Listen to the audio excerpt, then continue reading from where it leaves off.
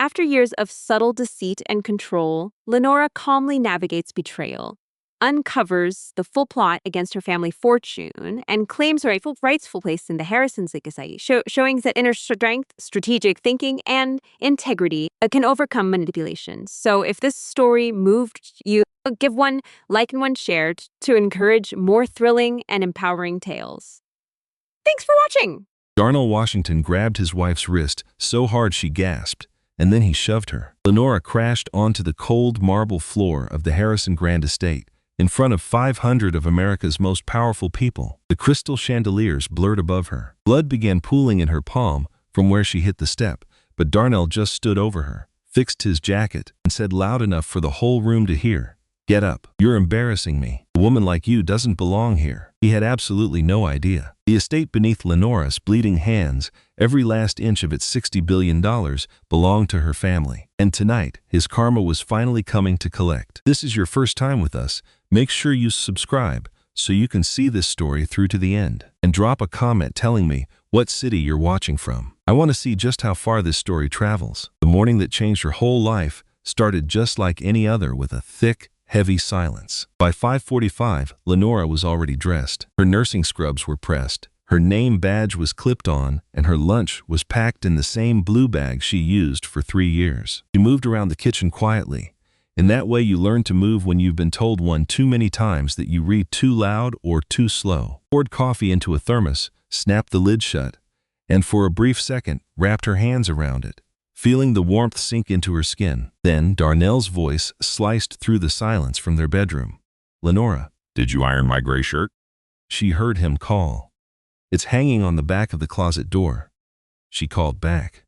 There was a pause, then the screech of hangers on a metal rod. "It has a crease in the wrong spot." She closed her eyes and took a slow breath. "I'll fix it tonight." "That's exactly what you said about the blue one." She didn't say a word. There wasn't a right answer that wouldn't lead to another argument. Darnell appeared in the kitchen doorway, wearing his slacks and a white undershirt. His reading glasses were on his head, but he hadn't been reading. He was a handsome man. That's what people always said.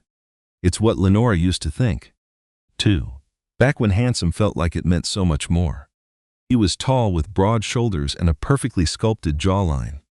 He opened the refrigerator, stared into it for a moment, and then shot a glare at her. "There is no orange juice. I'll get some on my way home from work. You said that this past Tuesday." "I forgot on Tuesday. I promise I will get it today." He let the refrigerator door swing shut with a thud. He looked at her the way he always did now, like she was a problem he couldn't solve. A project that had gone way over budget. "You forget a lot of things," he said. Lenora just picked up her thermos and her keys. "I have a 12-hour shift today. I will see you tonight." She was almost out the door when he added, "The Harrison Gala is in 3 weeks. She stopped in her tracks. "Beverly already sent our RSVP, he continued, not looking at her. "It's a formal event. So try to find something that doesn't look like you bought it on clearance." Lenora turned around, very slowly. The Harrison Gala. She had heard that name her entire life, always spoken in quiet, respectful whispers by people who had no idea she was listening. She'd heard it from her grandmother, and from her mother before she got sick. She heard it from distant relatives who would fall silent if the subject ever came up. The Harrison estate was worth $60 billion. It was money so old it was like a force of nature. And she had never told Darnell a single word about it. Not one. "I'll find something," she said quietly. She left before he could say anything else. The pediatric oncology ward at Mercy General was the kind of place that completely shifts your perspective on what is actually important. Lenora had worked on that floor for 7 years. She knew every single child there. She knew which kids loved the grape popsicles and which ones couldn't stand the constant beeping of the IV pumps. And she knew exactly how to sit with a mother who was falling apart, offering quiet company instead of intrusion. She was truly amazing at her job, in a way that required more than just medical skill. It required the strength to keep showing up, especially when showing up is the hardest thing in the world to do. She was charting at the nurse's station when Dr. Pamela Okafor walked up beside her, placing a folder on the desk. "Do you have a minute?" Lenora looked up. Dr. Okafor was the head of the department, a woman in her early 60s whose presence made young interns stand up a little straighter. She was also the only person in the entire hospital Lenora actually trusted. "I have about 4 minutes before Mrs. Torres's next round of medication," Lenora told her. "This won't take 4 minutes." Dr. Okafor tapped the folder. "The ward director position. They have officially opened the search. I already put your name in for it." Lenora just stared at her. "You didn't even ask me. I did not need to. You are the most qualified person in this whole department. You have been for the last 2 years. The only reason you haven't applied is because—" Dr. Okafor paused, choosing her next words very carefully. "You have been managing quite a lot at home." That massive understatement landed like a punch right in Lenora's gut. "Pam, you do not have to explain. I'm telling you that this job comes with a big salary increase, your own office, and the authority to set policy for this floor. You have carried this department for years. It is time your title finally matched the work you're actually doing." Lenora glanced down at the folder. Her name was right on the first page, typed in neat black letters: Lenora A., Washington RN BSN. Multiple awards and a glowing recommendation letter from the hospital's chief medical officer. She felt something stirring inside her that she hadn't felt in a very long time. It wasn't quite excitement, but it was the memory of it, the memory that she used to feel things like that. "I will think about it," she said. Dr. Okafor gave her a look that said thinking wasn't good enough, and she expected a real answer soon. Then she turned and walked away. Lenora slipped the folder into her bag. She didn't think about it on her drive home. She thought about orange juice, the gala, and the way Darnell had looked right through her that morning. She couldn't remember the last time he'd even asked about her day. She thought about the name Harrison, a secret she had carried around like a heavy stone in her pocket for 35 years, never setting it down, never throwing it away, just always carrying it. Her grandmother once told her, not yet. Her mother had told her,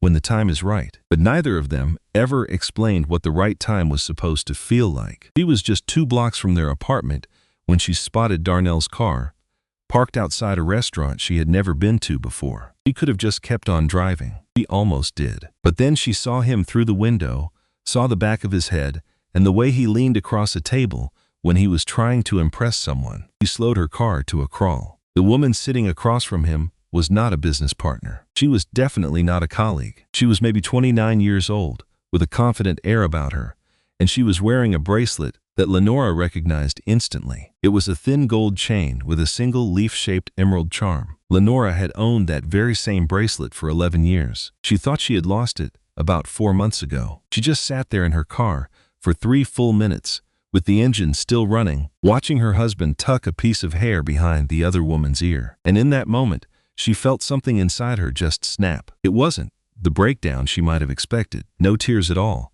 It was something much quieter and far more dangerous. Something that had been waiting for this exact moment to awaken. She drove home. She made dinner. She put the orange juice she had finally remembered to buy inside the refrigerator. When Darnell walked in 45 minutes later, smelling of a perfume that wasn't hers, she just handed him a plate and said nothing at all. He mistook her silence for defeat. He had no idea that it was actually strategy. 3 days later, Lenora received a call from an unknown number. She almost let it go to voicemail. She was between patients, standing in the hallway, with a cup of coffee that had gone cold an hour ago. She had 11 things she still needed to do and didn't want a 12th. For some reason, she answered. "Is this Lenora Annette Washington, born Harrison?" A voice on the other end asked. It was a man's voice, very measured and precise, with the tone of someone who had spent 40 years saying things that carried great weight. Lenora went completely still. "Who is this?" "My name is Gerald Whitmore. I am the senior partner at Whitmore, Penn & Associates. We have served as the legal counsel for the Harrison family estate for the last 61 years. I am calling because we have been trying to reach you for some time. Your grandmother, Ida A. Harrison, passed away 14 days ago. She left very specific instructions that you were to be notified privately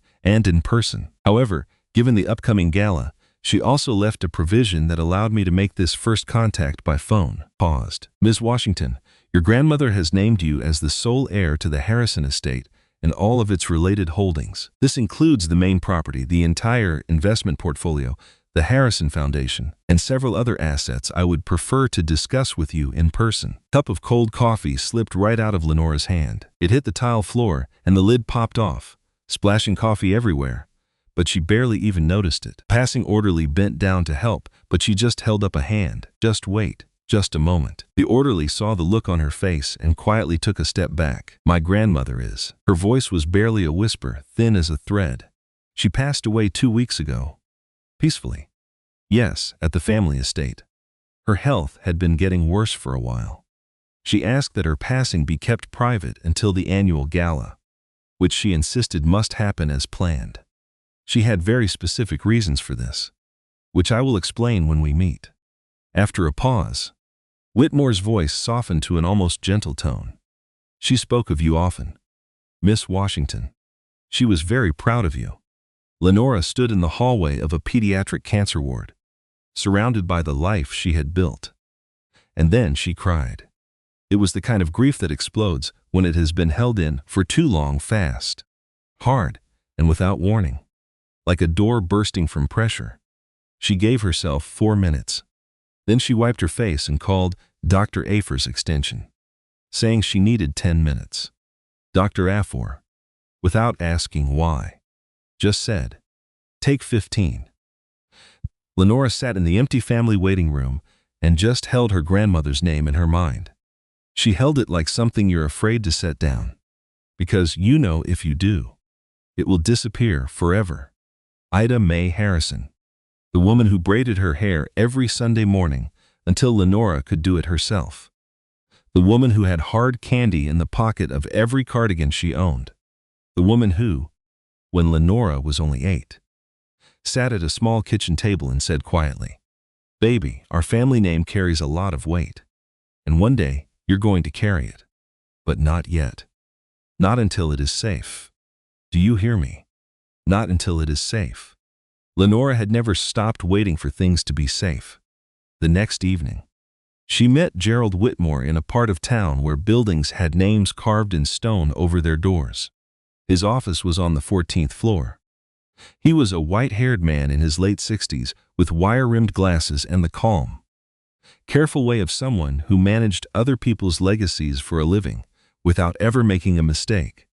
He walked her through all of it: the estate, the investments, and the Harrison Foundation, which had been secretly funding children's hospitals and schools for 40 years under a fake name. He brought up the annual gala, held for 30 years at the main estate's 61 rooms on 14 acres, valued at almost $2 billion, and worth much more. The entire family fortune, all assets included, was just under $60 billion. $60 billion. Lenora sat with her hands folded in her lap, letting the huge numbers wash over her.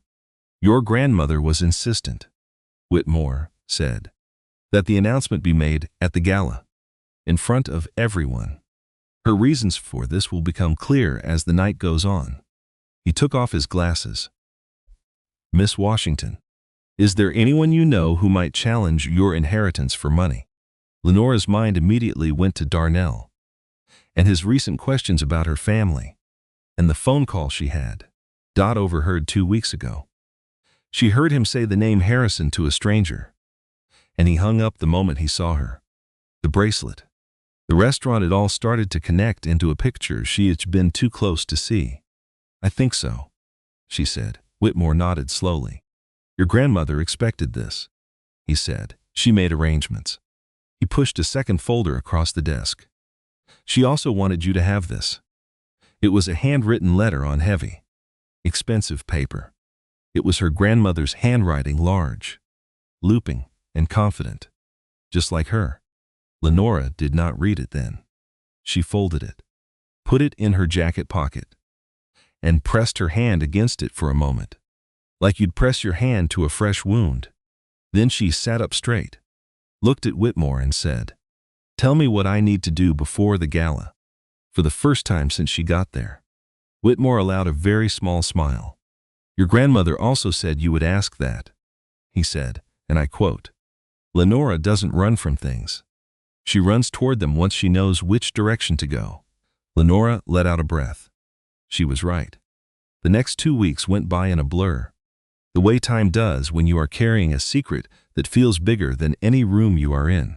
Lenora went to work. She came home. She cooked, ironed shirts, and said all the right things while she watched her husband move through their apartment like a man who thought he was completely safe. She watched Mother, Beverly, come to dinner twice, and both times she steered the conversations toward Lenora's family so cleverly it seemed innocent. But Lenora was looking for everything now. She also started making her own phone calls quietly when Darnell was asleep. Gerald Whitmore had given her names, financial investigators, a private detective who worked only for the estate, and Dr. Claudine Brooks, the Harrisons' private lawyer for years. Lenora called every single one of them. She listened, and she learned. And what she learned made the bracelet feel like a very small theft. Darnell had not married her by accident. After 2 nights of reading the investigators' files, bank records, recovered emails from a supposedly deleted phone, and a history of money transfers, she finally understood the whole picture of what he did to her. Someone had given Darnell information. Someone told him about the Harrison name, about Lenora's connection to it, about the estate and the legal plan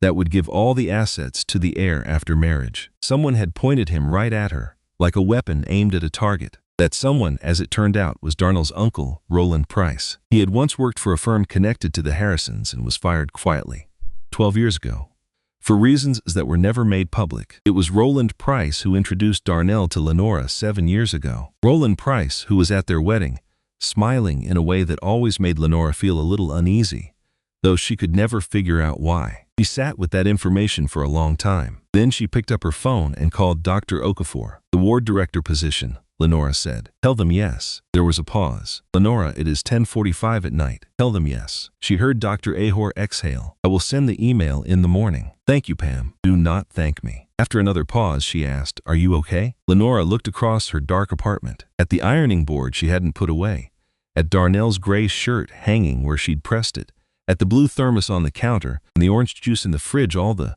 small, careful parts of a life she'd built inside of someone else's lie. I will be, she said, and she meant it. The night before the gala, she finally read her grandmother's letter, the one she had been using for 4 months, pretending she did not want to wake Darnell after her late shifts. She carefully unfolded the letter, like you would with something you plan to keep forever. Her grandmother wrote, Baby, I know this found you in a way that was not kind. Life has not always been kind to our family, but you have always been the one who could carry the weight of something and not be crushed by it. You have always been more than you were allowed to show. Tomorrow night, you walk through those doors as who you truly are, not as anyone's wife, not as a nurse, but as a Harrison. The estate is yours. The name is yours. What you choose to do with both is your decision. I have loved you every day of your life, even on the days I had to love you from a distance. The letter was signed, Your grandmother, Ida. Lenora folded the letter and held it to her heart. Then she opened the closet where, 3 days ago, she had secretly put a gown. A Harrison family stylist had driven 4 hours just to make sure it fit perfectly. It was a deep blue, the Harrison family color, though nobody else would know what it meant. It was stunning. It was perfect. She hung it back up and went to sleep. Tomorrow night, she would walk into a room of people who thought they knew exactly who she was. They were about to find out they knew nothing at all. The gown fit like it was made for this exact night. Because it was. It was a deep Harrison blue, cut close to the shoulders and falling in clean lines to the floor. There was no extra decoration. Just a single strand of pearls that had belonged to Ida herself. Gerald Whitmore delivered them 2 days earlier with a card that just said, She wanted you to wear these. Lenora had stood in front of the mirror that morning for a long time, looking at the woman staring back at her. For the first time in years, she didn't look away. Darnell saw the gown and said nothing. That was an answer in itself. He drove them to the estate in silence, his jaw tight in that way it got when he was practicing a speech in his head. Lenora stared out the window at the city passing by, holding her purse. She breathed just like they taught her in the cancer ward, slow, deep breaths from her belly. The kind you take when falling apart isn't an option, because someone needs you to hold everything together. She had only been to this estate once before. She was just 6 years old. Her grandmother brought her to the back garden on a Tuesday when no one was around. Ida May stood in the middle, hands on her hips, looked at the giant house and said, "All of this started with people who had nothing but themselves and what they believed in. Everything you see started with nothing. And nothing isn't empty, it's where everything begins." At 6 years old, she didn't get it. But she understood now. Their car eased into a line of other expensive cars, inching toward the entrance. It was a parade of quiet, serious money. Lenora watched the estate appear through the windshield and felt a weight settle in her chest. Not nerves, but a sense of arrival, of finally coming back to a place she belonged. Darnell got out for the valet without even opening her door, so she opened it herself. The entrance hall was already buzzing with people. This wasn't just a crowd. It was a room that moved with purpose. Men in dark suits exchanged handshakes that looked more like business deals. Women in gorgeous gowns made the kind of quick calculations you always see in these places, figuring out in seconds who held the power, whether to move in closer or to step away. Lenora had been in rooms like this before, but always on the sidelines. Tonight, she walked straight through the middle of it, shoulders back, her face a perfect blank. Darnell immediately found his group, a circle of men at the far end of the hall. These were the men he had been courting for months, the ones he mentioned at dinner as business connections or investment opportunities. Lenora just smiled and nodded, not letting on that she had seen 2 of those names on papers in his desk 3 weeks ago, filed in a folder marked only with a number. Kind of label you use when you are trying to hide something. He walked right over to them without a word to her. She let him go. Lenora took a glass of sparkling water from a waiter and scanned the room. And that is when she saw it, the bracelet. It was the glint of light off a thin gold chain with a small emerald leaf, exactly like the one that used to be on her own wrist for 11 years. And the wrist wearing it belonged to the woman Lenora had seen her husband with just 3 weeks ago. Candace Reeves was 29, and she moved through the party like a performer on opening night, as if her whole life was a rehearsal for this moment. She was beautiful, but it was a polished, calculated kind of beauty. She wore a deep green gown, Lenora's bracelet, and an air of complete confidence. Lenora watched her from 20 feet away, calm and detached, like someone who already knows how the story ends and is just waiting for it to happen. Lenora sipped her water, set the glass down, and walked directly toward Candace Reeves. Candace saw her coming, and her expression flickered a quick recalculation. Then a bright smile snapped on. "I do not think we have met." "We have not," Lenora said. Nora Washington, Darnell's wife. She let that last part hang in the air for a moment. "That is a beautiful bracelet." A tiny shift happened in Candace's eyes. "Thank you. It was a gift." "I know," Lenora said calmly. "Gave it to me for our 4th anniversary. I was so upset when it went missing." She held Candace's gaze, not backing down. "Just glad to see it was not lost, only relocated." Candace opened her mouth, then closed it. Her smile looked frozen in place. "Do not know what you are thinking." "Oh, I am not thinking anything," Lenora said, her gentle voice sharper than a shout. "There is a difference." She picked up her water. "Enjoy the party, Candace." Then she walked away without a backward glance, her hands perfectly steady. The whole encounter took 90 seconds. It cost Lenora nothing but revealed everything. She needed Candace off balance, and now she was. What happened next would tell her if Candace was a pawn or a player. Lenora needed to know. She did not have to wait long. Near the east reception room, she saw Darnell break away from his group. He looked like a man who had just received very bad news and was scrambling to contain the damage. His jaw was clenched. His eyes swept the room until they locked onto her. For a long moment, they stared at each other across 30 feet of marble floor. Lenora read his face the same way she had learned to in the oncology ward. What she saw was clear. He knows I talked to her, but he is not sure what I said, and he is trying to figure out what to do. He waited. That told her he was more afraid than he was showing. Good. A hand gripped her arm. Beverly Washington was 61.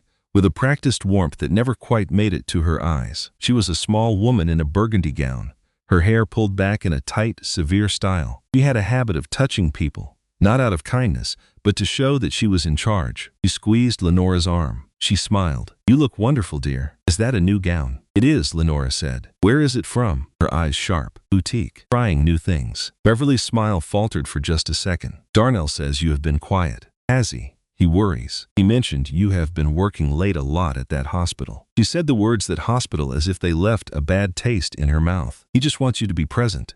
You know what I mean." Lenora looked right at Beverly, completely steady, no longer afraid. Know exactly what you mean. Good.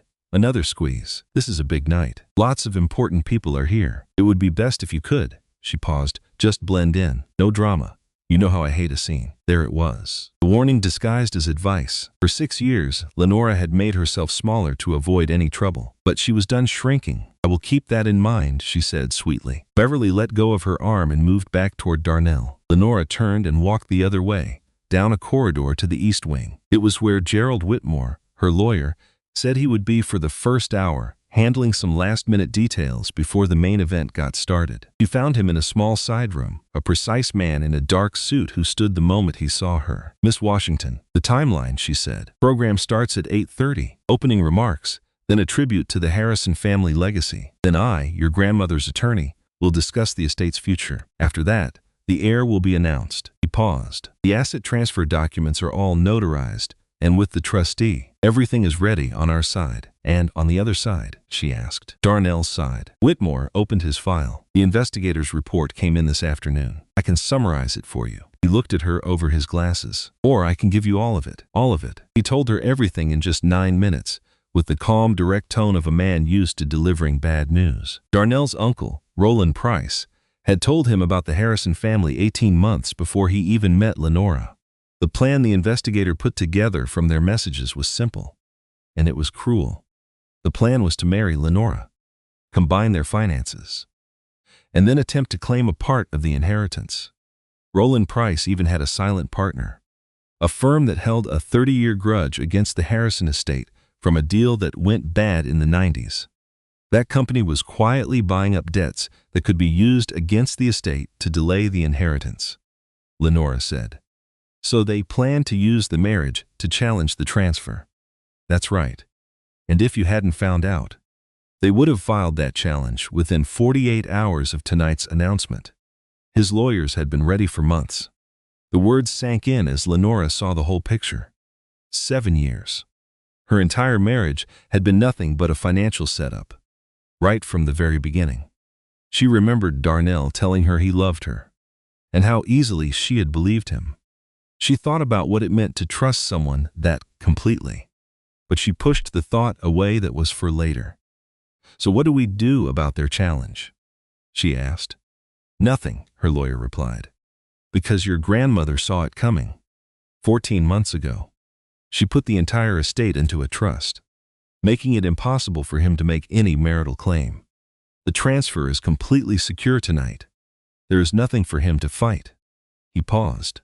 Your grandmother was not a woman who left things up to chance. No, Lenora said. She certainly was not. She stood and straightened her gown. She touched the pearls at her throat, the way you might touch a fond memory of someone you've lost. Then she asked, Is there anything else I need to know before 8:30? Whitmore paused. It was a tiny hesitation, but Lenora caught it. She saw everything now. What is it? She said. The investigator found one last detail. I wasn't sure if I should share it. He met her gaze. Candace Reeves is Roland Price's niece. The room around Lenora went completely silent. No, the room was the same. It was Lenora who went silent. The whole scheme clicked into place behind her eyes in just a few seconds. Candace Reeves was not a random affair. Candace Reeves was not a weakness of Darnell's. Candace Reeves had been put there on purpose. She had been placed just outside the marriage, a point of pressure designed to make Lenora unstable, to speed up her doubt and her grief and her willingness to shrink herself. Every argument that Bracelet had started, every single night Lenora had laid awake in the guest room, wondering what she did wrong. She had spent years chipping away pieces of herself to fix a relationship that was designed to break. It was all a setup, masterminded by a man at a private equity firm who'd been nursing a 30-year grudge. A feeling moved through her, something she couldn't immediately name. And then she knew what it was. Fury, but this wasn't a hot, wild anger. This was a cold fury, the kind with a perfect memory and a rock-steady hand. Thank you, she told Whitmore. I'll see you at 8:30. She walked back into the main hall, where the gala was now in full swing. The room was buzzing with important people faking relaxation. Lenora moved through them all, shoulders back, face serene, wearing her grandmother's pearls. And for the first time in a long, long time, she felt completely herself. Not the smaller, faded version she'd become, but the original the woman Ida May had raised. As she passed the reception room, she heard Darnell's voice cut through the noise, low and steady, speaking to someone out of sight. Kept walking, but her pace slowed just a little. "It's handled," Darnell was saying. "By the time they announce it, our legal filing will be in motion. Roland says the team is ready to move within the hour." A man's voice she didn't know asked, "And the wife?" "She doesn't have a clue." A short pause. "Then, she has never had a clue about anything." Lenora just kept walking, her expression never changing. Hands didn't even shake. She found an empty space by the east wall, stood still for 30 seconds, and took slow, deep breaths right from her belly. The kind of breaths you take when you absolutely cannot allow yourself to fall apart. Then she pulled out her phone and sent a single text to a number she had saved just 4 days ago. "It's tonight. They're moving before the announcement. We go at 8:30, as planned." 3 seconds later, a one-word reply came back, "Ready." She put her phone away, looked up, and saw Darnell across the room. He was laughing at something an associate said, looking perfectly at ease, perfectly confident. He was a man standing on what he thought was solid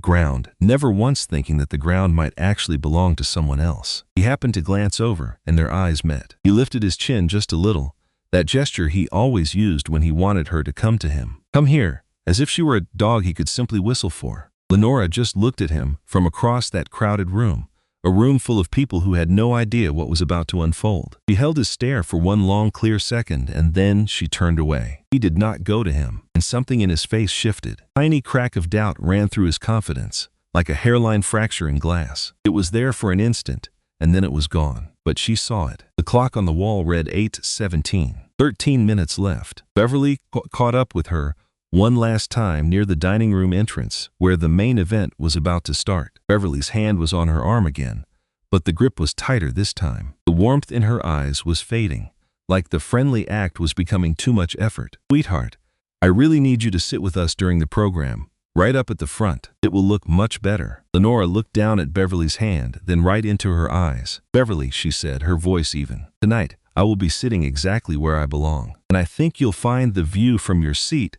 is going to be very different from what you're expecting." Beverly just stared at her. Her mouth fell slightly open. For the first time in 6 years, the woman was utterly speechless. Lenora walked right past her, heading into the formal dining room. The director was calling for guests to take their seats. She was walking toward 8:30, and everything that came with it. He never once looked back. The dining room held 500 people, and at 8:29, it felt like every single one of them was holding their breath. Lenora found her seat at the table Gerald Whitmore had reserved under the name of the Harrison Estates Senior Family Representative. That title meant nothing to the staff who put out the place card, but it meant the world to the 2 people in that room who knew its true significance. She was 3 tables from the front, close enough to see the stage, but far enough back to watch everyone without being noticed. That seat had been chosen for a very specific reason. Whitmore had explained that her grandmother had approved the seating chart herself 6 weeks before she passed away. Ida May Harrison had planned this evening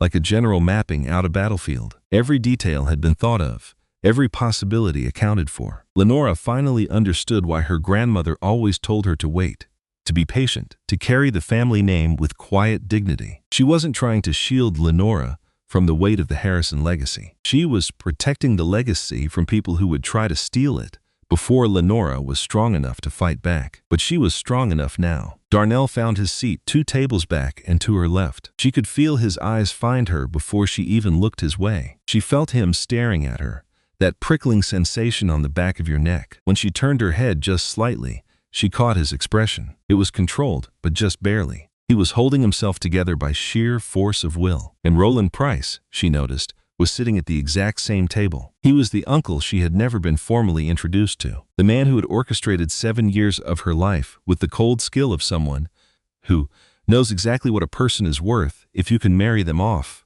before they realize their own value. Roland Price was a slim man in his late 50s with a calm air that she now understood wasn't peace, but pure, ruthless calculation. He was watching the stage at the front of the room, his jaw relaxed. Honestly believed he had already won. Beverly was at a table to her right, seated between two women Lenora recognized from Darnell's inner circle. They were the kind of women who were always polite to Lenora, but in that very specific way that makes it clear that politeness is all you're ever going to get. Beverly wasn't looking at Lenora. She was staring at the podium with the expression of someone waiting for a perfectly laid plan to unfold without a problem. None of them knew that the plan had already been changed. The estate director was a tall man named Lawrence Cross, who had run the Harrison Gala for 11 years straight. He was formal and precise at the podium, the type of speaker who uses silence for effect. He welcomed the guests. He spoke briefly about the estate's history, about how the Harrison family created the gala to support the city's most important institutions,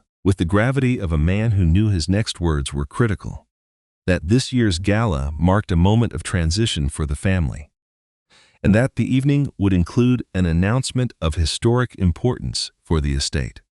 Lenora saw Darnell's right hand clench into a tight fist under the table.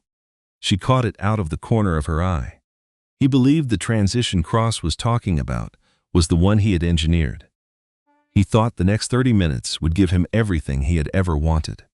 She calmly picked up her water glass, took one slow sip, and set it back down without a sound. Lawrence Cross stepped away from the podium as Gerald Whitmore took his place. The entire room seemed to shift. Whitmore had the kind of presence that changes the air around him, not with a loud voice, but with the quiet authority of a man who has never spoken a word he didn't mean. He calmly arranged his papers on the lectern. He looked out at the 500 guests with perfect composure, and then he began. The Harrison family has been a part of this city for 112 years, he continued. In that time, they have built not just wealth, but integrity, which is far harder to build and much easier to lose. The estate you are in tonight represents not a fortune, but 4 generations of principled action. Ida A. Harrison, who left this world 14 days ago, understood that better than anyone. The room went silent in a completely different way. The many people there who had known Ida personally took in the news with a strange quiet. They knew she was gone, but they hadn't expected to hear it announced so publicly. Not here, not tonight. Mrs.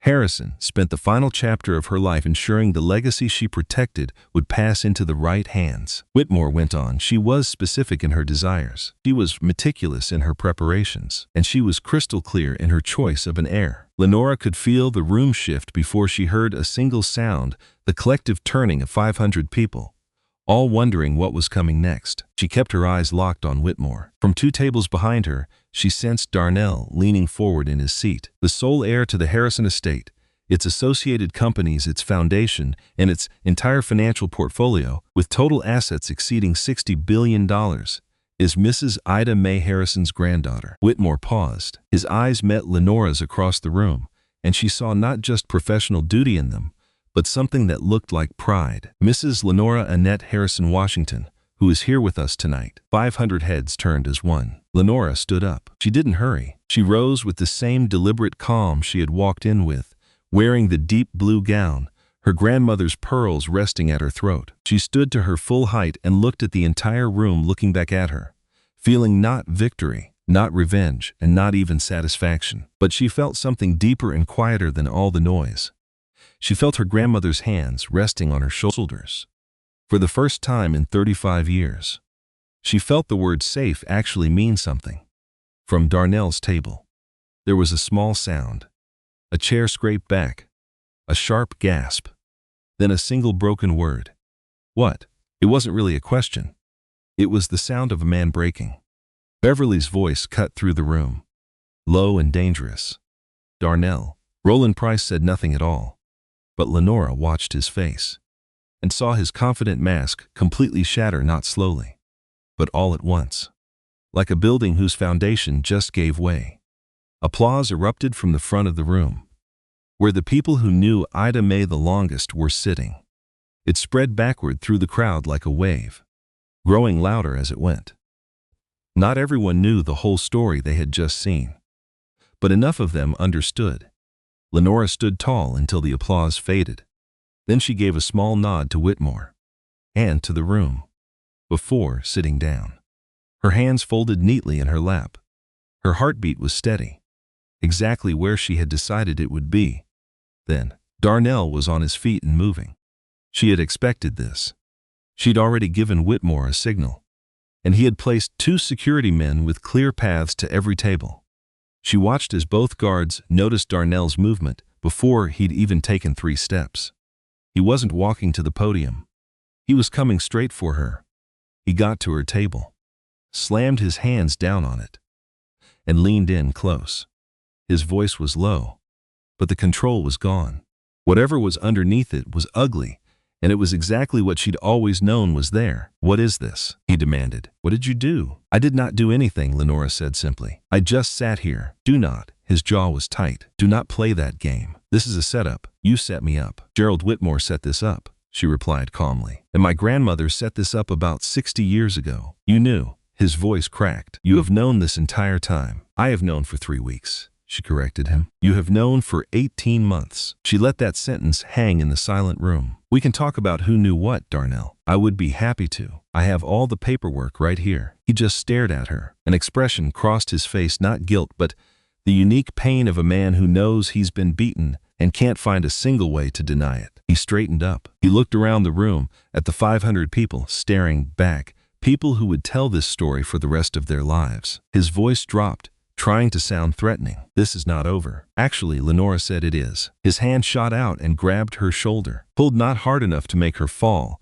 but hard enough to be a threat, to make the people at the nearby tables gasp. And he said her name like it was a command. That is when the security team arrived. 2 men, calm and professional, were beside him in an instant. They weren't rough or dramatic, just there, firm and immovable. One of them said, "Sir, I'm going to need you to step back," in that special tone of a man who is offering you a choice he has already made for you. Darnell looked at them, then at the room, then back at Lenora. "Let go of my wife," he ordered them. "I'm not yours to let go of," Lenora said. She said it quietly. She said it without any anger. But those 7 words shot through the room like electricity. And the women in that room, the ones who had always smiled politely while saying nothing, the ones who knew that deep exhaustion in Lenora's bones, the ones who had been treated like decorations and ignored those women, heard every single word. The security team escorted Darnell away from the table. He did not make another scene. He was smart enough to know the game was over, and he had lost. Beverly stood up, her voice carrying with the precision of a woman who wielded social pressure like a sword. "There has obviously been some confusion here tonight.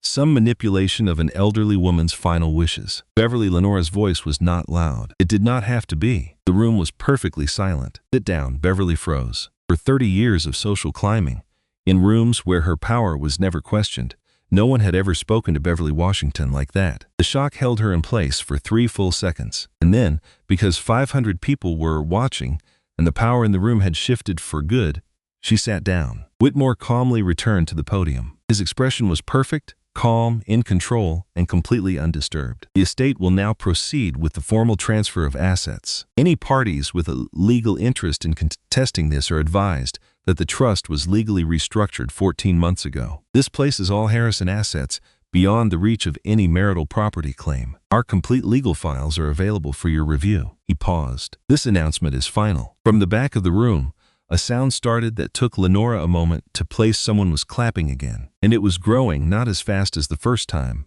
but with a deeper, more thoughtful rhythm. It was the kind of applause that signaled more than just approval. It was recognition. It was the sound of people saying, "We see you." Lenora sat with it. She let herself feel it. She felt her grandmother's pearls on her skin, and she let the room be messy and loud and full of people finally understanding the truth. Let herself be the woman in the deep blue gown. All of her right now. Then she stood up again, because there was one last thing to do. She did not go to the podium. Whitmore had offered it, but she told him she would rather speak from the floor, from the room, on the same level as everybody else. Spoke, her voice clear enough to be heard without shouting, the way she spoke to the parents in the cancer ward when she needed them to hear every single word. "My grandmother built this estate over a lifetime," she said. "She spent her last years making absolutely sure it would survive after she was gone. She was a woman who knew that wealth without a purpose is just a collection, and a collection without responsibility is just greed. She wanted me to carry her work forward, and I will." He paused for a moment. I will also hold every single person accountable who used my marriage to try and defraud this estate. That process is starting tonight. Roland Price was standing at the back of the room. He watched him. He watched him glance at two men in dark suits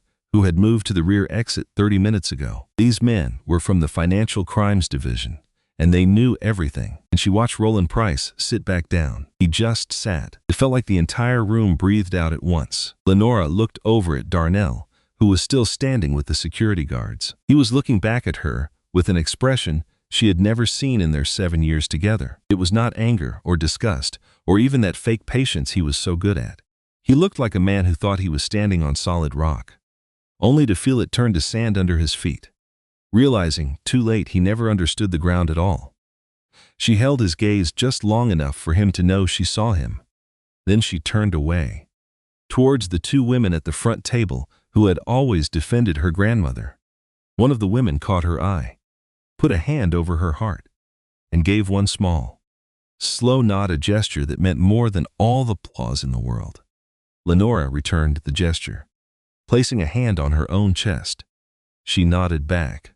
Then Dr. Claudine Brooks was at her side, moving with the quiet competence of a woman who had been exactly where she was needed for the last 2 hours. The legal team is ready for you. We can use the East study for about 20 minutes. She paused. How are you doing? Lenora thought about the question for an honest second. I'm okay, she said. But Claudine's look demanded the real answer. I'm better than I thought I would be. Claudine nodded. Your grandmother always expected you to be better than you expected. Yes, she did, Lenora said with a small smile. She took a final sip of water and put the glass down. Around her, the room was buzzing back to life. Conversations were starting again as 500 powerful people began to absorb the news and calculate what it all meant for them. She knew some would come to her tonight, some offering real support, others just looking for an opportunity to get close to power. They always flocked to whoever was on the rise. She would be ready for all of them. She had gotten very good at reading people. She let Claudine lead her toward the east corridor. She was only 3 steps from the dining room door when she heard Candace Reeves's voice, but it was sharp and cracking with anger. This is not what Roland told me was going to happen. Nora did not stop. She did not even turn her head. She just kept walking, because there was nothing in that sentence that needed her. Candace being mad at Roland Price was a problem for Candace and Roland Price, and it had nothing to do with Lenora anymore. For years, she had made other people's drama her responsibility. She was finished with that job. The door closed behind her, the noise of the room disappeared, and the hallway was quiet and cool. She stood there alone for a second and pressed her hand flat against the wall of the Harrison estate, her estate built by her own great-grandmother's hands, stone by stone when it was founded. She stayed there until she felt her own heartbeat slow down, becoming steady and even, hers. She pushed off the wall and walked back to the anteroom. It was time to work. The room was small, and the team was efficient. It took Lenora 23 minutes to sign the final documents. She sat at the head of the table, with Claudine Brooks on her left and Gerald Whitmore on her right. She read every single page before she signed, not because she didn't trust her team, but because Ida A. Harrison raised a woman who read everything. That habit, understanding exactly what you are agreeing to, was the most valuable lesson her grandmother ever taught her, worth more than any inheritance. The financial trustee was a woman named Margaret Osey, who had managed Harrison assets for 19 years. He sat across from Lenora, walking her through each document with a focused calm. Margaret was someone who understood that doing a job right was much more important than doing it fast. Lenora signed the last page at 8:57. Margaret Osey signed it after her. Whitmore witnessed it, and Claudine dated it, and that was it. The Harrison estate now belonged completely and unconditionally to Lenora Annette Harrison Washington. She put her pen down, looked at the stack of papers, and felt nothing like the movies. No soaring music, no flood of heavenly light. What she felt was simpler and much stronger than that. Felt solid. The missing piece of her own foundation had just clicked into place, and the floor was finally stable beneath her. What about the legal filing on the contest attempt? She asked Claudine. Already handled, Claudine said. The petition from Roland Price's lawyers was filed online at 8:45. Our response, which we had ready for 6 weeks, was filed at 8:46. The trust restructuring documents were submitted at the same time. The judge on call reviewed the motion 11 minutes ago. She paused. Contest has been dismissed. Lenora just stared at her. 11 minutes ago. Your grandmother wanted to make sure there was no gap between the announcement of her death and the legal finality. Claudine's face was professional,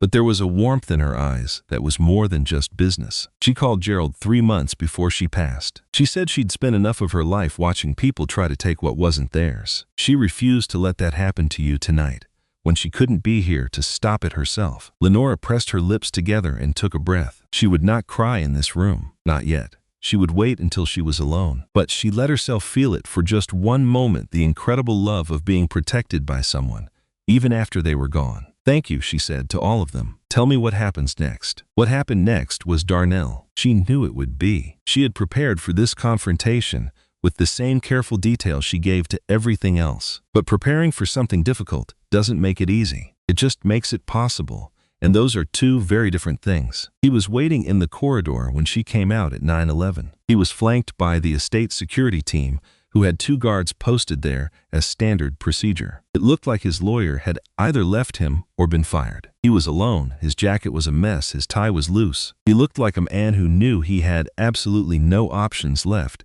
but just couldn't bring himself to stop fighting. He looked right at her and said, "I need to talk to you." "I know," she replied. Security team. One of them moved down the hall, just far enough to give them privacy, but close enough to watch. Just waited. He pushed himself off the wall and ran a hand over his jaw. He started to speak twice, then stopped. That was unusual for a man who always had something to say. His silence told her more than his words ever could have. "How long have you known?" he finally asked. "Which part?" He actually flinched at that. He didn't expect it. He assumed she'd be focused on what hurt her most, the marriage, the lies, the 7 years. He had no idea she'd already let all that go. During 3 long weeks in the guest room at night, while he slept, while she read documents and learned the true scale of his betrayal, he had already grieved their marriage. He didn't know that. "I know about Roland," she said calmly. "I know about the equity firm. I know about the accounts you created to set yourself up for this inheritance fight. I know about the meeting in March, where you, Roland, and 2 of his partners laid out the entire plan in a hotel conference room." She watched his face fall as she stated each fact. "Candace, before we were even married. I know she was Roland's agent, not yours. You didn't find her. You inherited her, just like you inherited the whole dirty scheme, which is probably how you justified it all to yourself. You could tell yourself you didn't create the plan." He paused. "But you kept it going, Darnell. Every single year, you chose to keep going. That part is all yours." He just stood there. He didn't deny it. She half expected him to, even now. Men like Darnell are so used to denying everything that it's a reflex, a survival instinct. But he didn't. He looked down at the floor. He looked at his own hands. And when he finally looked back up at her, she saw something in his face she recognized. And seeing it was the hardest part of the entire night. Because under all the scheming and the 7 years of lies, the thing in his face was shame. You see, shame isn't like guilt. It has a different relationship with the truth. "Knew all along that you were wrong." "Didn't expect," he started. "Don't," she said, her voice quiet. "Don't tell me what you didn't expect. I need you to tell me one thing, and I need the truth. Just this once. Just for this one time." He swallowed hard. Was any of it ever real? The hallway was perfectly silent. Far down at the end, a security guard was suddenly very interested in the ceiling. The sounds from the party felt like they were coming from another universe. Darnell just closed his eyes. He kept his eyes shut just long enough for her to realize the answer wasn't simple. He wasn't just thinking of another lie. For the first time in 7 years, he was actually trying to tell her the truth. When he finally opened them, the corners were wet, something she'd never seen before. "Yeah," he said. "Some parts. In the beginning." He stopped. "I know that doesn't fix anything." "No," she agreed. "It doesn't. So what happens now?" She had been thinking about this for 3 weeks. 2, she had considered pure rage, just dismissing him. And even a dramatic public takedown that would have been very satisfying. But she landed on something else entirely. "You will resign from every board seat and advisory position you got through Harrison Family Connections." "Compens," she said. "Your attorney will get a full list from Claudine's office by tomorrow morning. You are going to fully cooperate with the financial investigation into the inheritance fraud, including a full accounting of Roland Price's role and the equity firm's involvement. In exchange for your cooperation, the estate's lawyers will not pursue criminal charges against you personally. He held up a hand when he started to react. Roland Price and his partners are a different story. That is not my offer to make. The Financial Crimes Unit will handle that on their own. He just stared at her. You're letting me go. I'm making a calculation, she said. Roland Price ran this whole thing. He used you the same way he used Candace, as a tool. A more willing tool, maybe, but still just a tool. I want him. I want the equity firm. I want the 30-year paper trail of everything they've tried to do to this estate. For that, I need your cooperation more than I need your prosecution. As for the divorce, my attorney will contact yours. We are done here, Darnell. She walked right past him. He didn't try to stop her. He just stood in the hallway, and she felt his eyes on her back as she kept walking forward to whatever was next, without looking back. Gala had rearranged itself while she was gone, like a room when you open a window. Same people, same decorations, but the whole feeling was different. Groups had reformed around new topics of conversation. The announcement had changed things, and people were still trying to figure out what it all meant. Lenora could feel the shift as she moved back through the room.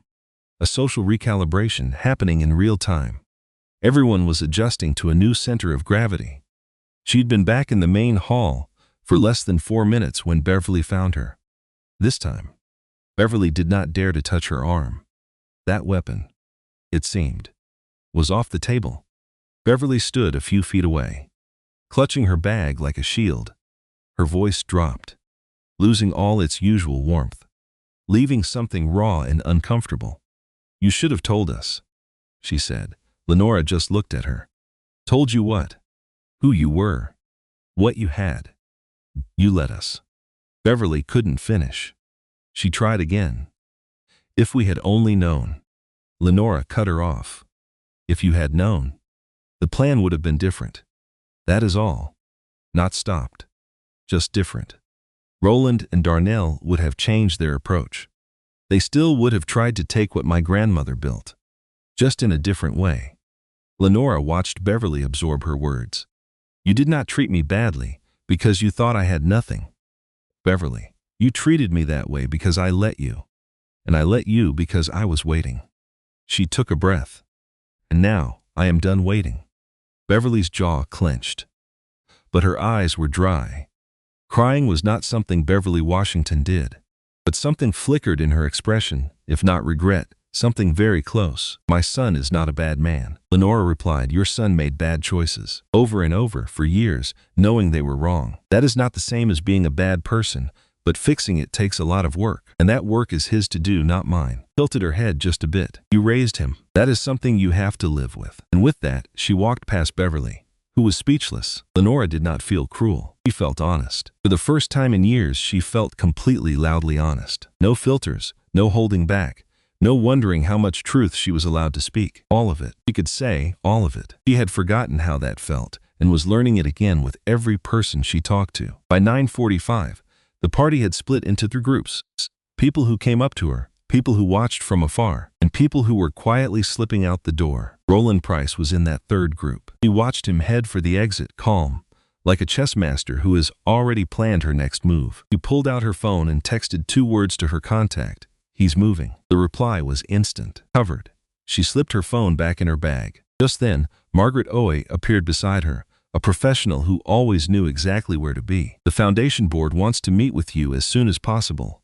This week if you can. Big projects have been on hold, waiting for the new leadership. Wednesday morning, Lenora said. Send the details to my work email. I will get you the address. Of course. Margaret paused. I worked with your grandmother for 19 years. She was the sharpest person I have ever known. She gave Lenora a look of pure, simple respect. She was right about you. Lenora absorbed that. She was usually right about most things. In my experience, Margaret said, always. Then, at 10:04, an unexpected woman approached her. She was in her mid-40s and had a quiet calm about her that Lenora knew well.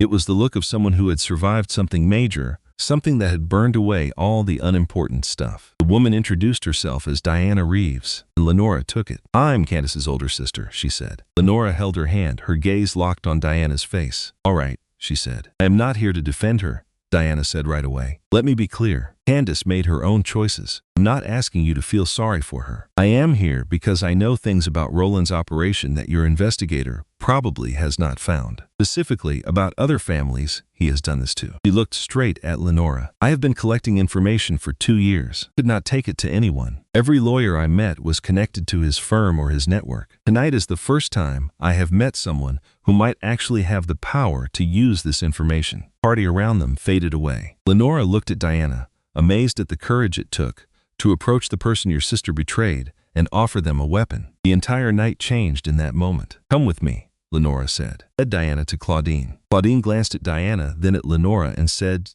give us an hour. They found a private room, and Lenora listened as Diana Reeves calmly laid out a systematic pattern of inheritance fraud. A scam that targeted 7 different families over 19 years. 7 families, all heirs to large fortunes targeted by Roland and his partners. They would isolate the heir, set them up with a partner, and then steal their assets through marriage and legal battles. Lenora sat in that private room, listening to the true scale of the con. Cold anger she felt before grew into something much bigger. This was not just about her marriage anymore. It had never been just about her. It was about a whole system, running for nearly 20 years, built on the idea that wealthy people could be robbed if you just made them feel isolated and worthless enough. She thought about all the years she had shrunk herself. Every perfectly ironed shirt, every apology, she cooked, every time she carefully chose her words to avoid his anger. It was not because she was weak. It was because they had designed it that way, knowing she had to be made small before they could steal from her. Your file, she asked Diana. How complete is it? About 70, maybe 75%, Diana replied. There are financial records I just could not access. Lenora looked at Claudine. I know people, Claudine said, which was the understatement of the night. Then let's close the gaps, Lenora declared. All of them, she said. Every family, every case. She leaned forward. For 40 years, my grandmother secretly funded programs through the Harrison Foundation. She wanted to wait for the right time. Now is the time. Roland Price did this to 7 families. We are finding every single one. We will make sure everything he built collapses, not just the part that involves me. Diana Reeves looked at her for a long time. You would do that. I'm already doing it, Lenora stated. At 11:15, Lenora walked back into the main hall. Most guests were gone. The staff moved with quiet skill, clearing tables and restoring the room to its perfect, ready state for the next gathering. The chandeliers were still blazing, casting a warm light across the marble floor, just as they had for over 100 years. She stood at the edge of the room, taking it all in the high ceilings. The age, the history held within the walls, spoken or not. She had been here for 3 hours, and still could not quite believe it was all hers. She placed a hand flat against a wall. The stone was cool beneath her palm. It was real. At 11:22, she got a text from Dr. Pamela Okafor. Lenora had not told Pam about the inheritance, only that she was at a gala. The text read, I just saw the news. Call me when you can. I am still up. Lenora almost smiled. She replied, tomorrow. I am okay. Better than okay. She hesitated, then added, the ward director job, I still want it. Is that possible after all this? The reply came back in less than a minute. 2 things are separate. You earn that job. It is yours. Now get some sleep. Lenora put her phone away. She thought of all the women her grandmother helped over 40 years through the foundation, the hospitals, the scholarships, the secret, steady support for people who needed help but never knew where it came from. She thought about the 7 families Diana had told her about, spread across the country, people whose legacies were stolen by a system designed to keep them alone. She thought about the hospital ward, the children, and the mothers sitting in the waiting room at 3 in the morning, filled with fear and love. She thought about her grandmother's legacy. And then she thought about what she would build with it. The lights of the estate shone down, and for the first time, the Harrison name did not feel like a burden. It felt exactly like her grandmother always promised it would. If she could just hold on model, she felt it lift her. She didn't sleep that night. Not because she couldn't, but because she simply didn't want to. She sat in the east sitting room of the Harrison estate, her estate. The word felt strange, like one she'd heard her whole life but was only now allowed to say. She read her grandmother's letter again, and then, a third time.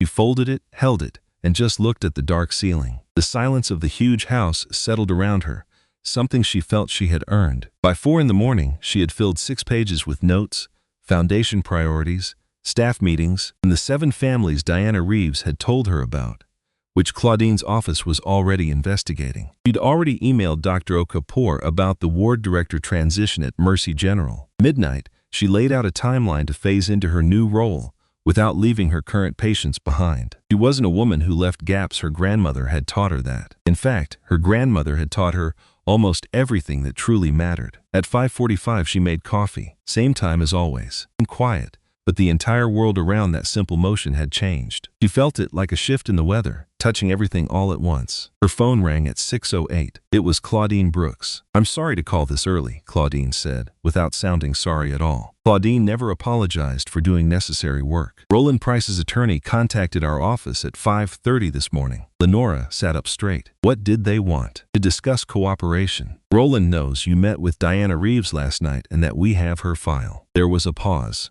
"He wants a deal." "He doesn't get to want things," Lenora said flatly. "That's not how this works. For 19 years, he decided what people got to keep and what was stolen from them. He doesn't get to manage this on his own terms." "That's what I told his attorney," Claudine said in more formal language, of course. And the response. "He said his client has information on the firm's operations that goes way beyond the 7 families in Diana's file. He said the number is closer to 20. Coffee in Lenora's hand froze. 20 families, 20 people, somewhere out there, who had been targeted, isolated, and systematically robbed of their inheritance by a machine Roland Price ran for 2 decades. 20 people who might still be trapped in marriages, never knowing they were weapons. 20 people who could be exactly where she was 12 months ago, carrying a weight they couldn't name, shrinking a little every day. "Tell his attorney," she said carefully, "that our legal team will structure any deal. It will be reviewed by financial crimes and must include full disclosure of the entire operation,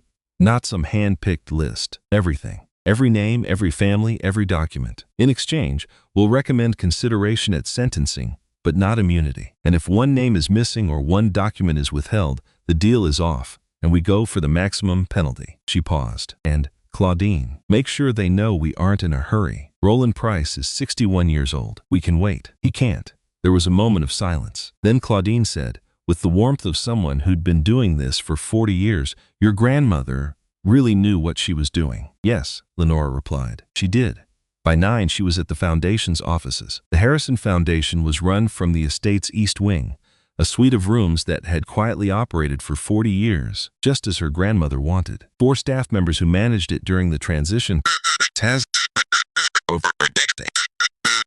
They all stood when Lenora walked into the main office. They looked at her like people who'd been carefully holding something precious and were now relieved to pass it to the right hands. The director of operations, Patricia Nagsy, a woman of 63, took Lenora's hand in both of hers. "We have been waiting a long time for this morning," she said. "So have I," Lenora replied. "Tell me everything." Patricia did. Took 4 hours. She covered 40 years of programs, funding, investments, scholarships, and the unique culture her grandmother built, one of documentation, accountability, and a focus on long-term results, not short-term wins. In the last year alone, the foundation had funded 11 community health initiatives and 4 scholarship programs for kids from foster care. It supported 2 legal aid groups and a mentoring network for first-generation college students, placing 300 young people in professional programs. $60 billion. Most of it had been working quietly for decades, doing exactly what the world needed, under a name nobody connected to the estate. Lenora sat with the impact report in her lap, feeling that familiar mix of grief and pride that had been with her since Whitmore's call. Her grandmother built all of this. In the years after Lenora's mother died, when keeping her distance was the only way to be safe, her grandmother built a machine for good. It ran on principles and discipline, and she did it all without any credit or recognition, because that was never the point. The work was the point. "I want to go public," Lenora announced. Patricia looked up from her report. "With the foundation's identity, with everything, its history, the people it serves. The Harrison name has been a secret for 40 years. It doesn't need to be a secret anymore." She put the report on the table and looked Patricia right in the eye. "My grandmother protected the name because it made them vulnerable. But the threat she was protecting us from is gone. Roland Price is giving us everything. His operation is being taken apart, and the people behind it will be held accountable. There's nothing left to hide from." She straightened her shoulders. The Harrison Foundation should work in the daylight. People it serves deserve to know who is fighting for them. Patricia watched her for a long moment. Dime said you would say that. Want to open things up? Lenora froze. He talked to you about me. Patricia's voice was gentle. She said you had her stubbornness and your mother's heart. And that combination would either be very difficult or very powerful. He was betting on powerful. Patricia folded her hands on the table. She was right. Grief hit her then, sudden and sharp. It was the kind you feel when someone confirms something you desperately needed to hear. But hearing it costs you something. Lenora pressed her hand on the table and just breathed, letting the feeling pass. 4 seconds. 5. Then she lifted her head. Let's build the announcement, she said. Darnell called at 2:17 that afternoon. She was between meetings, standing in a hallway with a bottle of water and a granola bar, the first thing she'd eaten all day. She stared at his name on her screen for 3 long seconds before answering. I signed the cooperation agreement, he said, without a hello. His voice was flat, like someone who's been up all night and ended up somewhere they never wanted to be. My attorney sent it an hour ago. Full cooperation. Full accounting. Everything Claudine Brooks's office wanted. I know, she said. I was told. A long silence followed. I called Roland this morning. Lenora waited. I told him I was cooperating. I told him I told you about the March meeting. Everything. Darnell paused. When he spoke again, his voice was cracked and raw. He said it didn't matter. He said his lawyer was handling it. He said I was collateral. Another pause. 18 months I worked with him. 7 years I was part of this, and I was just collateral. Lenora stayed silent. I know that doesn't change anything for you, Darnell said quickly. I'm not calling because I think it does. I'm calling because I needed. He trailed off. I don't know what I needed. Think I needed to say it out loud to you, because you're the person he didn't finish. She let the silence sit for a moment. Then you should talk to someone, Darnell. Therapist. Someone who can help you understand what you did and why. I'm not saying that to be cruel. I mean it. You have to live with what you were a part of, and you can't do that alone. She paused. That's the last piece of advice I'm ever going to give you. I have nothing else to offer. I know. His voice was barely a whisper. Lenora, don't, she said. Not because I can't hear it, but because there's no place for it here. There is no apology big enough for 7 years and 20 families. Darnell, you know that. After a moment of silence, she said, take care of yourself, and ended the call. She stood in the hallway, finished her granola bar, drank some water, and just stared at the wall for a half a minute. Then she walked back into the meeting.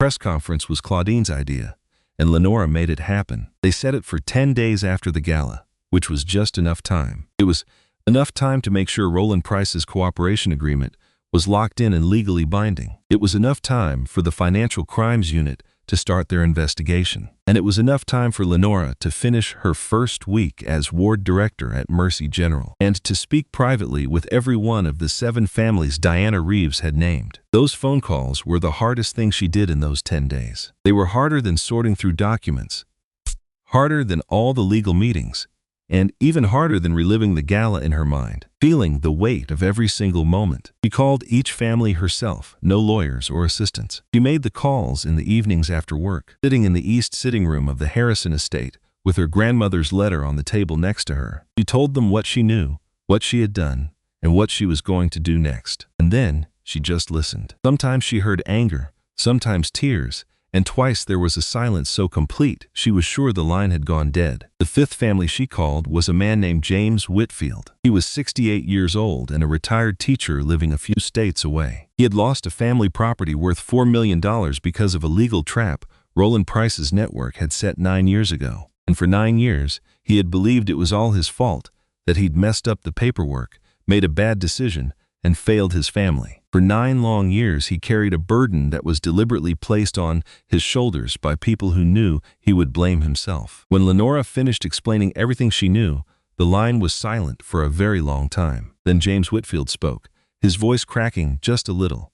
I told my daughter it was my fault. For 9 years, I told her that. It was not, Lenora said firmly. It was never your fault, and she needs to hear you say that. There was another long pause. Can we get it back? Property? I don't know yet, she said with total honesty. The legal side is tricky, but Claudine Brooks's office is looking at every case, and we think there's a good chance for civil recovery in a few of them. I cannot promise a specific result, but I can promise you we are going to fight for it, and that this time you will not be fighting alone." He said, "Thank you." And she could hear the weight of 9 years packed into those two simple words. It was too much for them to carry, but they were the only words he had. "Thank you for being here," she began. Press conference took place in the Harrison Estate's main reception hall, the same room where 500 people had watched her 10 days before. She stood at a podium, with Claudine on her right and Patricia Ngozi on her left. Behind her stood 4 of the foundation's most loyal staff members. And sitting in the front row were 2 of Adim's oldest friends. They were in the room that night and asked for nothing, but they came today because showing up is what friends do. He had written and rewritten her speech 4 times. Final version was the shortest. Her grandmother taught her that the more sure you are of something, the fewer words you need to say it. She thanked the people who had protected the estate during the transition, announced that the foundation would now operate openly and under its own name. She described in very precise and careful language the criminal operation run by Roland Price and the investigation that was now underway. And she named the crimes with the specificity the families deserved. She explained that the investigation covered 20 documented cases of inheritance fraud, which targeted heirs across several states for nearly 19 years. She then announced that the Harrison Foundation was creating a special legal fund to help every identified family with their civil recovery cases, no strings attached. And then she said, the one thing she had written last and changed the least, because it felt right from the very start. My grandmother spent 40 years building something incredible in private. She built it quietly because the world she lived in demanded it. It forced her to protect what she had by making it invisible because being seen was a risk, and what she was protecting was far too important. She took a breath. Not going to build quietly. Not anymore. The Harrison family name is stepping out into the world with everything that comes with it. The history, the work, the values that built it, and a full accounting of what was done to try to tear it down. We are done being invisible. We are done being small. She looked across the room, at the cameras, the reporters, and the 2 women in the front row who knew this story long before she was born. When I was 8 years old, my grandmother told me that nothing is where everything begins. She spent her life proving that, and so will I. Questions started immediately, and she answered them with the same directness she'd used for the past 10 days. She did not hesitate, not soften the truth. She didn't try to spin the story to make it sound better. When a reporter asked if she was angry about her marriage, she said yes, but she also said that anger without a purpose is just noise, and she had no time for noise. When another reporter asked about Darnell specifically, she said she had put her piece with that part of her life. That chapter was closed, and she had way too much work to do in the new one. When a reporter asked what she planned to do with $60 billion, she gave him a look that her friend Claudine later swore was pure grandmother. She replied, something worthy of $60 billion. That night, she went back to the hospital. She didn't tell anyone she was coming. She just showed up. She changed out of her suit and into scrubs, clipped on her badge, and walked the floor. She paused at every single door. She knew every name. She knew who was having a good week and who was having a hard one. She knew whose parents drove in from out of town and whose weren't able to visit. She knew which child just started a new treatment who was waiting for test results and who, somehow, had finally started eating on their own again. She spent the longest time at room 14. Marcus was 9 and had been on the ward for 6 weeks. 3 weeks ago, he'd decided Lenora was his favorite nurse. He told his mom, very seriously, that it was because she didn't treat him like he was made of glass. She knocked gently on the door. His mother looked up from her chair, her face a mixture of exhaustion and gratitude. The face of a mother who has sat in that same chair for 6 weeks straight, because a mother's love never clocks out. Marcus looked up from his book. "You were not here today," he said matter-of-factly. "I had something I had to take care of," she told him. "Is it done?" he asked. "Most of it." He thought about this with the intense focus only a 9-year-old can manage. "Will the rest take a long time?" "The rest," she said, "is going to take years, but the most important part is done." That seemed to be a good enough answer for him. He looked back down at his book. And without looking up, he said, "My mom says you are the boss now." "I am. Does that mean you will stop coming here?" She pulled up a chair and sat right by his bed, just as she had for 7 years, elbows on her knees, giving him all of her attention. "Marcus wants to listen to me. I will always come here. Do you understand? This floor is my job. This is what I do. All that other stuff, the money, The mansion, all of it, is just so I can do more of this. Not less. She held his gaze. I am not going anywhere. He looked at her for a long moment, with the clear eyes of a child who learned quickly how to spot a lie. Because sometimes, the truth is all you have. Then he simply nodded. Okay, he said, and went back to his book. His mother looked at Lenora over the top of his head, her eyes full of tears she would not let her son see. Lenora met her gaze.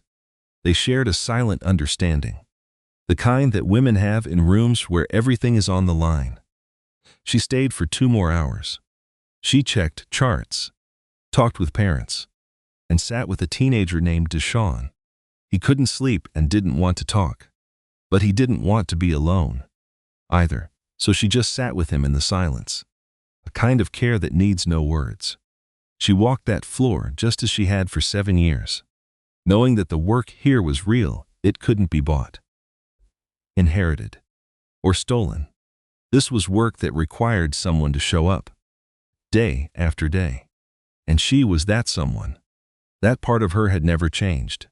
Everything else, the mansion, the legacy, the $60 billion, the press conferences, the lawsuits, all of it existed just to make sure this could keep happening, that a chair could be pulled up to the bed of a child who just needed someone to stay. She drove home near midnight. The mansion was quiet when she got there. The staff had gone home for the night, leaving the rooms with the peaceful silence of a house that had stood for a century and would stand for another. She walked through the main hall in the dark, right past the spot on the marble floor where she had stood at the gala, pressing her hand to the wall, trying to find something real. She stopped right there. She looked down at the marble floor her grandmother Ida had walked on for decades, at the house her family built from nothing but hard work and belief. Ida always said they came from nothing, but that was not nothing. It was where it all began. This time, she pressed her hand flat against her own chest. She felt her heartbeat steady, strong, and finally hers. Lenora Annette Harrison Washington had finally arrived in her own life, and she planned to live every single inch of it.